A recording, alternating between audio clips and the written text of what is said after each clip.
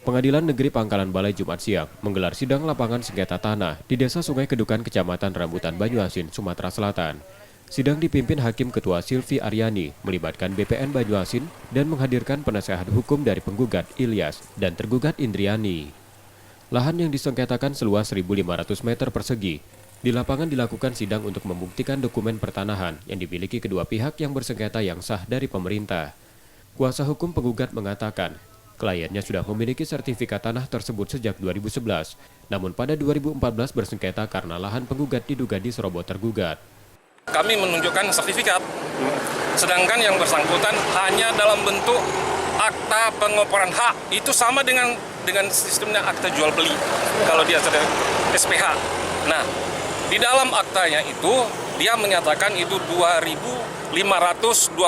Ternyata di dalam akta yang dia jual belinya itu 2.526. Jadi ada selisih. Di samping itu juga mengenai batas-batasnya, dia tidak bisa meyakinkan di mana selisih sisi sebelah barat, sebelah timur, utara, dan selatan. Itu nggak ada sama. Sedangkan kita ada.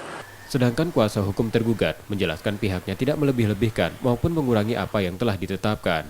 Kita inilah yang dieksekusi kemarin dan tidak ada melebihi dan tidak ada mengurangi. Menurut versi mereka kan eksekusi itu mengambil tanah mereka.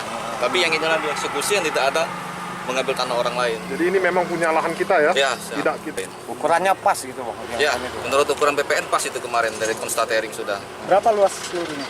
2.526 meter. Surat tanah kita apa Pak? Ya, kita ada alas hak kita? Ada pengoperan hak dan pengakuan hak kita ada.